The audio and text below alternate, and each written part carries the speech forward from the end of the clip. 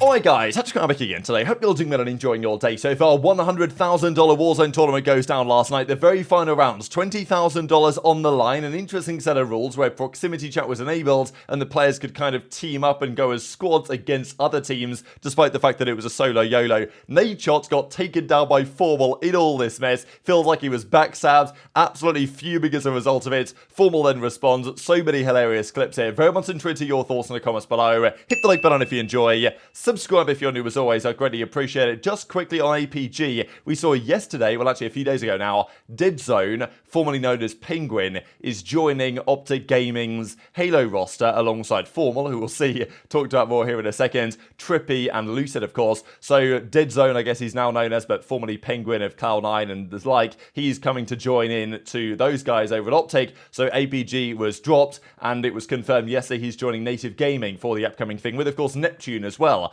notably from the Call of Duty scene over the last couple of years, made that switch back relatively recently. Did want to mention as well the esports charts figures on the viewership for the Call of Duty League. Now, there's a bit of a debate on how accurate these figures actually are, and also how accurate they've always necessarily been on the Twitch side. So these are the numbers that we've seen this weekend, which are down considerably from this time last year. But I don't know if this is actually true, because to be honest, when I wasn't watching multiple streams, I was just watching Scumps or generally the main one, but I'm pretty sure that at some point the main broadcast had at least 60, 70k. I thought Scumps had like 60, 50k, Zuma probably won another 10, and you add that all up, you get something in probably the 120s, 130s. So I don't know, I thought for these OpTic series, there were more viewers than this, to be perfectly honest. I know that it wasn't probably anything mega greater than this, but I thought it was maybe at least, I thought it was maybe 130, 140. I don't really know. At the end of the day, it doesn't really matter. Fact of the matter is, it's down from where it was last season, from 184,000 viewers on the first week of last year. Now, that was on Twitch, of course, and again, it's always going to be a thing that on YouTube, the discovery for new people is just not really going to be there. On Twitch, you can stumble across it as one of the main streams. On YouTube, even if you're looking for it, and even if you watch like everything competitive COD, sometimes it doesn't always appear. The platform just isn't built for live streaming.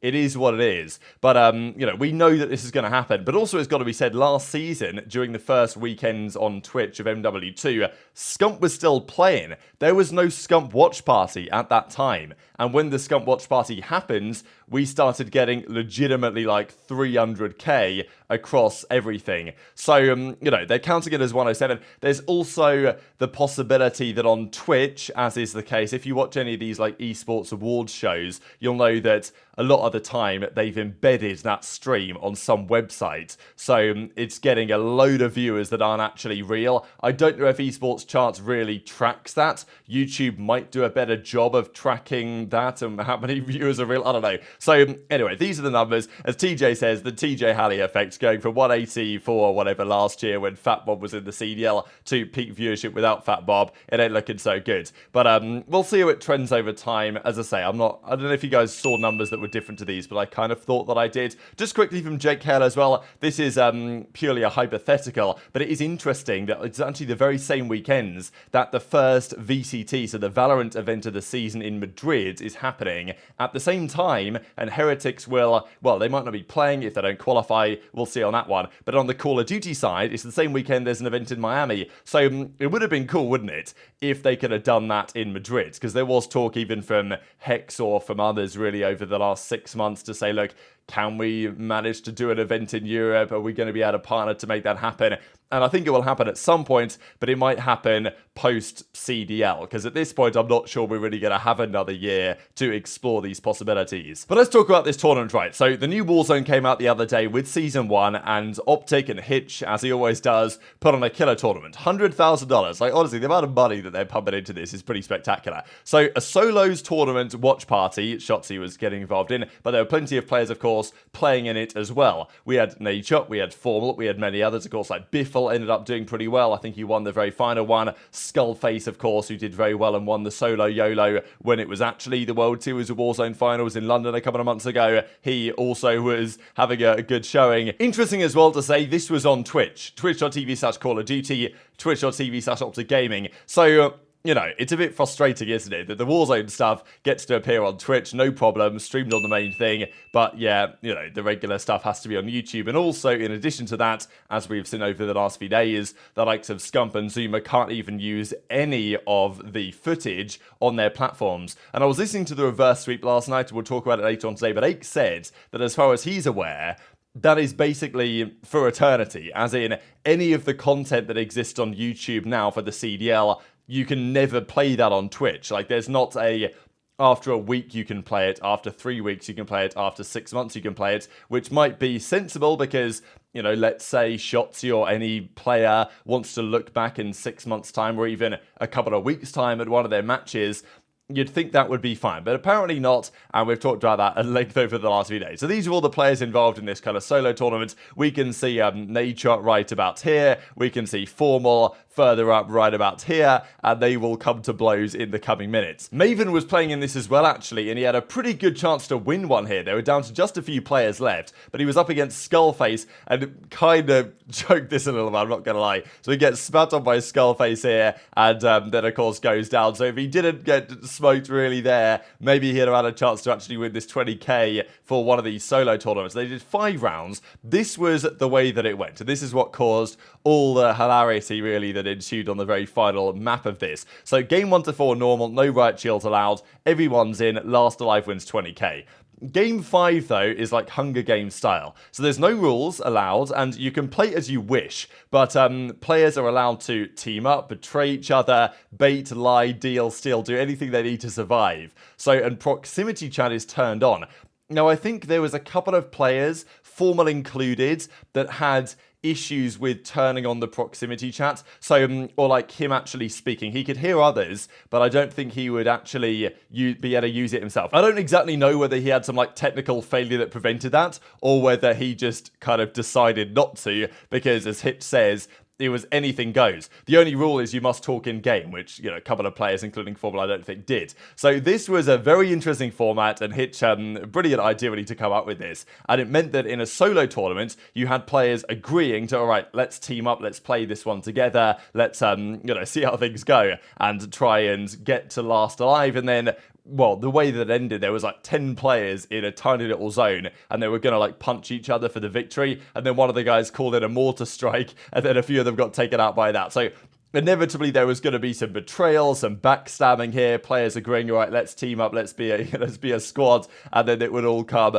crashing down, and that's basically exactly what happened. So a couple of clips to share for you guys here. Firstly, this one was great, when Pamaj and Nadeshot found themselves together in a gulag, and they thought, all right, let's just, you know, let's not kill each other, let's get out of here together, rather than go for it. So they go round, they pick up some money and all this, and then they go to get extracted, and then, well, only one of them actually manages to successfully make it out. And then I'll share the clip here from, well, Nadeshot's point of view, and then from FormaL's point of view. And if I didn't explain all the context, you probably wouldn't have realized why Nadeshot is just so mad at this. Oh my god, come on. Yo, let's both take the thing. Let's both take the thing, Pam. Yeah, I'm down. Wait, does it actually work? Can we both go? I'll try it. I'm not going to shoot you. I'm not going to shoot you. Not shooting you. All right, let's go. Turn up. Let's see if there's any plates in here we should take. I'm taking the cash, though. I'm not going to lie to you. Yeah, that's okay. I love this. I love this. See you later, man. You gave it a solid try. Time to head back to base. The enemy took that one, but we'll get them back.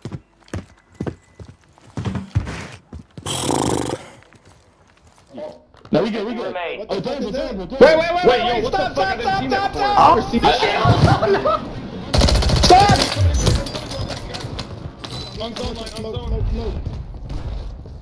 Right, yeah, right here. Oh, I'm marking like you guys know what it is. That's crazy. I'm putting. You guys good? Jay, talk to me, Jay. No. Less than 50 enemies. Wait. Stop. Oh shit! Oh no! Stop! Matt! You f***ing bitch!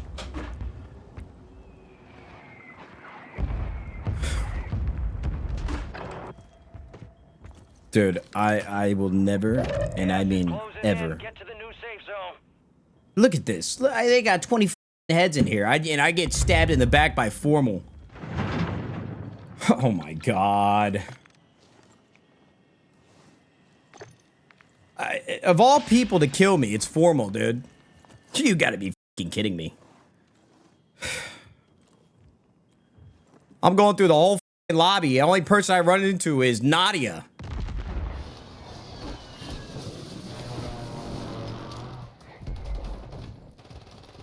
Join them? Bro, what do you think this is, bro? Hey guys, it's me, FormaL. Are you guys trying to like squad? Please. I haven't talked to anybody. I would have backstabbed them all at the end too. And then tweet out the clip of me winning. And saying like, knew I could have got one with the blowing smoke at the nose emoji. I was like actually built for it. Wait, I killed Nade? That's hilarious. Wait, was he the guy that was just sitting in the gas downed? You know how trolly that is? They still got a clip out of it. That Gulag clip was actually hilarious.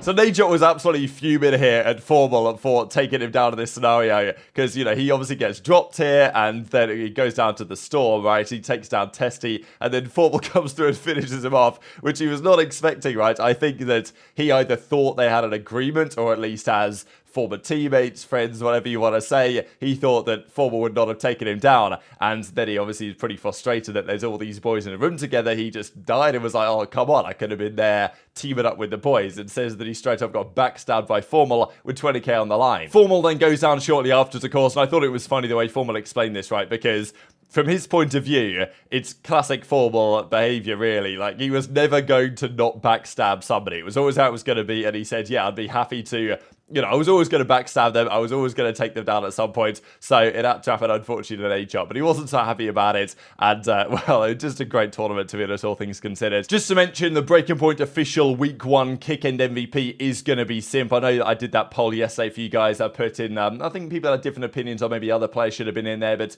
really, people were contemplating between Simp and iLLeY, really, for the MVP spot. iLLeY had a phenomenal first series. The second series was still good. And Surge and FaZe both played the same teams, didn't they? They both played Boston and Thieves this past weekend. So it was a pretty similar, you know, across the two of them. But yeah, I think Simp's performance really across both series was just so impeccable that he probably had to win it. And I wouldn't be surprised if this isn't the last time we see, even maybe in this stage, that Simp potentially gets a weekend MVP under his belt, because he's definitely looking good so far. So very much intrigued to your thoughts on all this stuff in the comments below. Hit the like button if you enjoyed. Subscribe if you're new. Take care, and I'll see you next time. Are you on tomorrow morning or not? Yeah, I'll be on. As long as my wife doesn't give birth to my daughter, because I own land. I have a daughter coming. Wait, what? Yo, what if we say yes to this tournament and we're locked in, and then you have a kid? You're still playing the tourney, right? Sounds like Haley's gonna have to wait. Yeah. Okay. Wait. Now we're talking. There's no way I bring my daughter in. Oh, Haley just walked in. I swear to God. Oh, all right, I gotta go. I didn't say nothing about Gracie. What did you say about Gracie? No, honey. What's he saying? Oh, you brought me snacks? I'm gonna come inside and eat them with you. You're coming inside? I thought you were playing. No, I've been live for 9 hours. I lost miserably. Oh, I'm sorry. And I have a headache, but I took Advil, so I should feel better here soon. No, I was just saying that I'm playing in a tournament on Wednesday with Mason, another tournament, and if the baby has to come for whatever reason, I'm gonna leave the tournament and I'm gonna be in the delivery room right there with you, holding your hand, rubbing your head. Is that what you were saying? No, honey, of course that's what I said. What type of father do you think I am? I'll see you in a bit, honey. I love you. That doctor's, I'm gonna put a pause on that birth, all right? And we're winning the whole thing, dude. There ain't no doubt in my mind. That baby's, who am I? If I just leave my teammates in battle, what type of example am I setting for Gracie? If I just skip out on a commitment that I made to the boys to win that Warzone tournament? Our daughter is gonna have to wait. My wife, she'll understand because she knows the man that she married.